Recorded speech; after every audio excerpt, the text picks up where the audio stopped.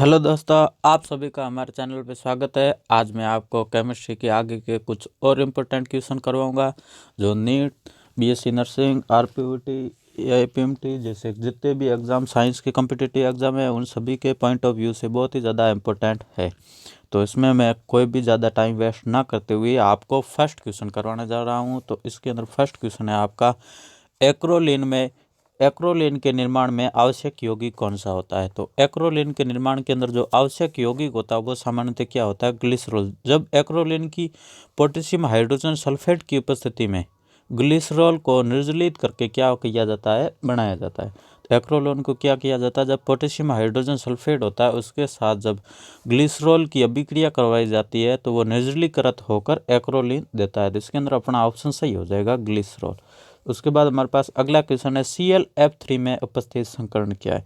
तो यह आपका केमिकल बॉन्डिंग का क्वेश्चन है। तो ClF3 के अंदर जो उपस्थित संकरण होता है जो सामान्यतः sp3d संकरण पाया जाता है तथा इस अणु की आकृति कैसी होती है। तो ClF3 अणु की आकृति sp3d संकरण होने के कारण इसकी आकृति त्रिकोणीय द्विपरिमाणीय हो जाती है।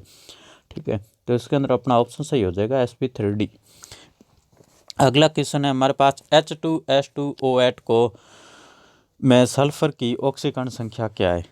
तो H2S2OH को फर डाई सल्फ्यूरिक अम्ल कहते हैं। इसमें क्या होता है, पर ऑक्साइड बंद पाया जाता है, अतः इसमें दो ऑक्सीजन परमाणु की ऑक्सीकरण संख्या क्या होगी, -1 होगी। तो जब इसके अंदर H2S2O8 के जो में के अंदर ऑक्सीकरण सल्फर की ऑक्सीकरण संख्या हम कैलकुलेट करेंगे तो इसके अंदर अपना कैलकुलेट करने पर ऑक्सीकरण संख्या आ जाएगी +6।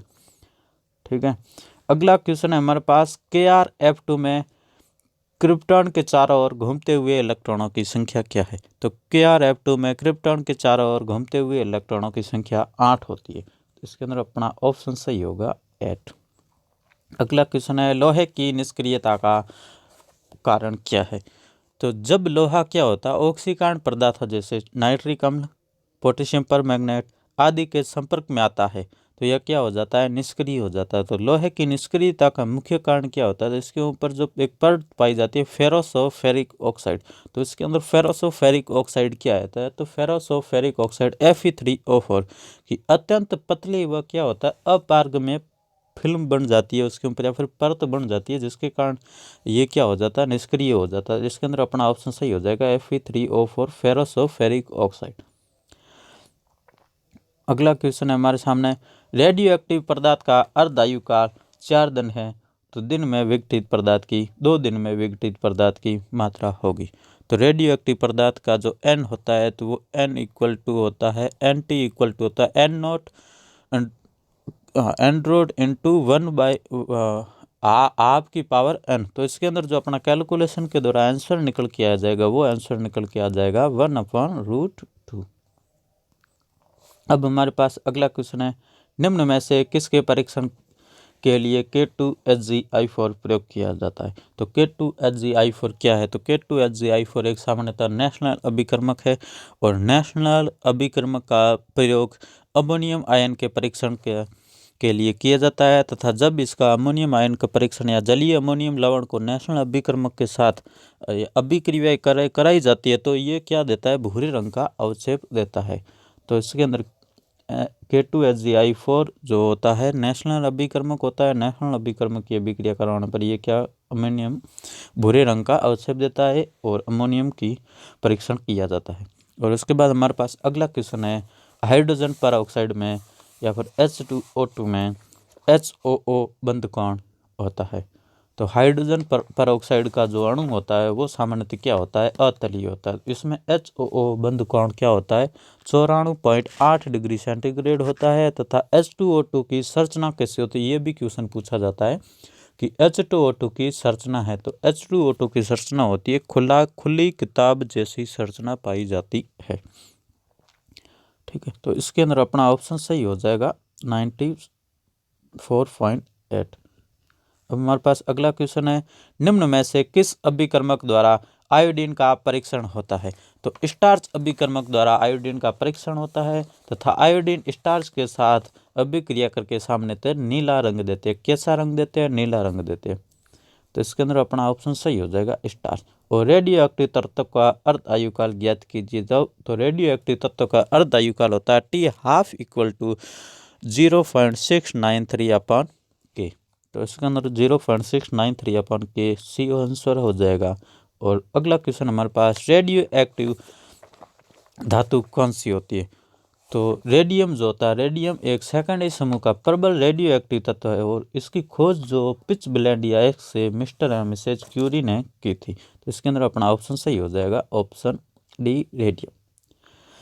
अगला क्वेश्चन हमारे सामने, निम्न में से किसका आकार सबसे छोटा होता है? ठीक है, तो धनायनों का आकार सबसे छोटा होता है। जिसके ऊपर जितने ज़्यादा धनायन उपस्थित होंगे उसका आकार सबसे छोटा होगा। जिन आयनों में इलेक्ट्रॉनों की संख्या किंतु नाभिकीय आवेश भिन्न होता है तो वो क्या होता है? सम इलेक्ट्रॉनिक कहलाते हैं। ठीक है, और ये सब भी टोटल सम इलेक्ट्रॉनिक है, जिसके अंदर क्या हुआ, इलेक्ट्रॉनों की संख्या तो टोटल के अंदर कितनी है? 10 है, लेकिन इसके अंदर जो नाभिकीय आवेश है वो अलग अलग होगा। तो इसके ऊपर जब जिन आयनों के ऊपर जो धनावेश बढ़ेगा तो धनावेश बढ़ने के साथ क्या हो जाएगा? तो इसका आकार होता है वो घटता जाएगा। तो इसके अंदर सबसे ज़्यादा धनावेश किसके ऊपर है? Mg2+ के ऊपर है, तो इसका आकार सबसे छोटा हो जाएगा। उसके बाद अगला क्वेश्चन हमारे पास, फिनॉल ब्रोमीन से अभिक्रिया करके क्या देता है? तो जब फिनॉल की अभिक्रिया ब्रोमीन के साथ जल की उपस्थिति में करवाई जाती है तो ये 100% क्या देता है? 100% ये 2,4,6 ट्राइब्रोमोफिनॉल का सफ़ेद अवक्षय या फिर वाइट पीपीटी देता है।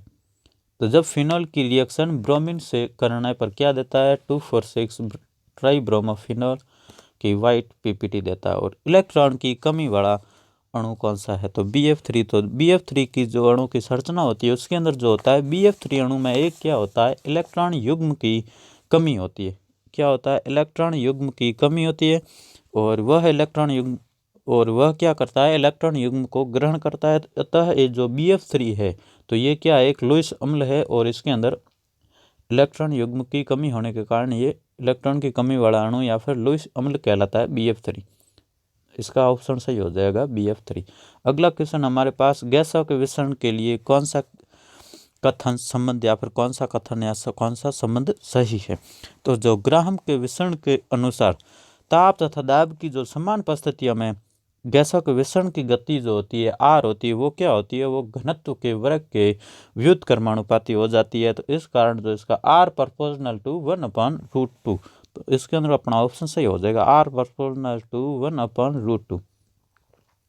अगला क्वेश्चन है हमारे सामने, जब एनिलीन की अभिक्रिया क्लोरोफॉर्म तथा पोटेशियम हाइड्रोक्साइड के साथ गर्म करने पर क्या देता है? तो जो एनिलीन की रिएक्शन CaCl3 + KOH क्लोरोफॉर्म तथा KOH के साथ करने पर क्या देती है? तो जब एनिलीन की रिएक्शन क्लोरोफॉर्म तथा KOH के साथ हम गर्म करते थे यह क्या बनाता है? अत्यंत ही दुर्गंधपूर्ण यौगिक, मतलब बहुत ही ज़्यादा गंध वाला यौगिक फेनिल आइसोसाइनाइड बनाती है। और यह अभिक्रिया सामान्यतः क्या होती है? ये एक नेम रिएक्शन है। यह क्या है? ध्यान रखना, यह एक नेम रिएक्शन है। तो और यह अभिक्रिया कार्बिल एमीन रिएक्शन कहलाती है और ये फेनिल आइसोसाइनाइड का निर्माण करती है। तो इसके अंदर अपना ऑप्शन सही हो जाएगा, फेनिल आइसोसाइनाइड। अब हमारे पास अगला क्वेश्चन है, 2-ब्यूटीन समवेता किसमें पाई जाती है? सॉरी, मैंने आंसर पहले बता दिया कि ज्यामितीय समवेता सामान्यतः किसमें पाई जाती है? तो ज्यामितीय समवेता सामान्यतः 2-ब्यूटीन में ज्यामितीय समवेता पाई जाती है। तो इस प्रकार की समवेता उन डबल बॉन्ड वाले यौगिकों या फिर उनके व्युत्पन्नों द्वारा प्रदर्शित की जाती है जिसमें जो डबल बॉन्ड से जुड़े जो परमाणु होते हैं उसके अंदर क्या होता है? दो भिन्न परमाणु या फिर समूह की जो होती है जो वो श्रृंखला अलग अलग पाई जाती है। जब 2-ब्यूटीन के अंदर क्या होता है? एक तो CH3 बॉन्ड सिस-2-ब्यूटीन होगा और दूसरा ट्रांस-2-ब्यूटीन होगा। तो इसके अंदर जो CH3 बॉन्ड होता है वो अलग अलग पोजीशन पे उपस्थित होने के कारण इसके अंदर ज्यामितीय समवेता पाई जाती है। और हमारे पास अगला क्वेश्चन है, सबसे अधिक अम्लीय कौन है? सबसे अधिक अम्लीय कौन है? तो फिनॉल क्या होते हैं? प्रकृति में सबसे अधिक प्रकृति में अम्लीय होती है और इनकी जो अम्लीयता होती है इलेक्ट्रॉन आकर्षी प्रतिस्थाई -I प्रभाव की OH समूह के ऑर्थो या पेरा स्थिति पर जो उपस्थित होने के कारण बढ़ती जाती है। तो ऑर्थोनाइट्रोफिनॉल जो होता है अंतरा आणविक हाइड्रोजन बंध के कारण फेरा नाइट्रोफिनॉल की अभिक्षा क्या हो जाता है, दुर्बल हो जाता है। तो इसके अंदर जो अपना ऑप्शन सही हो जाएगा, सबसे ज़्यादा अम्लीय कौन हो जाएगा, ये लास्ट वाला ऑप्शन सही हो जाएगा। फिनॉल के ऊपर क्या है, सी डबल बॉन्ड OH समूह जुड़े होने के कारण। अब हमारे पास अगला क्वेश्चन है, सोडियम एसीटेट के जल अपघटन पर क्या प्राप्त होता है। तो सोडियम एसीटेट क्या है, एक प्रबल क्षार NaOH सोडियम हाइड्रोक्साइड और दुर्बल क्षार एसिटिक अम्ल का लवण होता है। और इसके जल अपघटन से सामान्यतः क्या होगा, जब ये प्रबल क्षार है तो इसके जल अपघटन से सामान्यतः क्षारीय लवण प्राप्त होगा। तो इसके अंदर अपना ऑप्शन सही हो जाएगा, क्षारीय विलयन। समस्थानिक युग्म है, तो सबसे पहले हम जानेंगे कि समस्थानिक होता क्या है। तो ऐसे परमाणु जिनमें परमाणु संख्या समान किंतु द्रव्यमान संख्या जो होती है वो अलग अलग होती है या फिर भिन्न होती है, ठीक है, या फिर उसके अंदर डिफरेंस पाया जाता है द्रव्यमान संख्या के अंदर, तो वो क्या कहलाता है, समस्थानिक कहलाता है। तो इनमें से अपन देखेंगे तो इसके अंदर जो ऑप्शन बी हो जाएगा, इसके अंदर जो ये है, इसके अंदर द्रव्यमान संख्या क्या है, भिन्न है, तथा परमाणु संख्या क्या है, समान है। तो इसके अंदर अपना ऑप्शन सही हो जाएगा, ऑप्शन बी। और उसके बाद हमारे पास अगला क्वेश्चन है, जब Z की रिएक्शन PCl के साथ करवाने पर X मिलता है तथा X की रिएक्शन एल्कोहलिक KOH के साथ करवाने पर Y मिलता है तथा Y की रिएक्शन कंसंट्रेट H2SO4 और जल की उपस्थिति में गर्म किया जाता है, तो यहाँ Z वापस वही की प्रोडक्ट प्राप्त होता है। तो यहाँ Z क्या है, तो यहाँ Z सामान्यतः जब इसकी रिएक्शन करवाते हैं तो इसके अंदर 2-प्रोपेनॉल प्राप्त होता है। जब 2-प्रोपेनॉल प्राप्त होता है तो 2-प्रोपेनॉल की रिएक्शन किसके साथ, PCl3 के साथ करवाते हैं अपन जब शुरू में, तो उसके अंदर जो X बनेगा वो बनेगा 1-क्लोरोप्रोफेन। और जब 1-क्लोरोप्रोफेन की रिएक्शन अपन एल्कोहलिक KOH के साथ करेंगे तो उसके अंदर सामने तो क्या बनेगा, प्रोपेन बनेगा। और जब प्रोपेन की रिएक्शन कंसंट्रेट H2SO4 और जल की उपस्थिति के अंदर गर्म करते या फिर हीट करते उसको थोड़ा, तो वह वापस 2-प्रोपेनॉल बना देता है। अब हमारे पास अगला क्वेश्चन है, नाभिकीय रिएक्टर में प्रयुक्त ईंधन है। तो नाभिकीय रिएक्टर के अंदर सामान्यतः यूरेनियम या फिर प्लूटोनियम नाभिकीय ईंधन के रूप में प्रयोग किए जाते हैं। तो इसके अंदर अपना ऑप्शन सही हो जाएगा, प्लूटोनियम। ये रेडियम गलत हो जाएगा, यूरेनियम और प्लूटोनियम दोनों जो क्या है नाभिकीय रिएक्टर में प्रयुक्त ईंधन है। उसके बाद हमारे पास अगला क्वेश्चन है, तत्व की परमाणु संख्या समान होती है। तो तत्व की परमाणु संख्या सामान्यतः इलेक्ट्रॉनों के समान होती है। तो परमाणु संख्या इक्वल टू प्रोटॉनों की संख्या इक्वल टू इलेक्ट्रॉनों की संख्या। तो इसके अंदर अपना ऑप्शन सही हो जाएगा, ऑप्शन सी, इलेक्ट्रॉनों की संख्या। और उसके बाद हमारे पास अगला क्वेश्चन है, निम्न में से कौन सा युग्म फिल अमोनियम सल्फाइड द्वारा पृथक किया जाता है। तो CDS तथा AS2S3 वाला जो ये ऑप्शन सही हो जाएगा, ये पीले अमोनियम सल्फाइड आयस के द्वारा पृथक किया जाता है।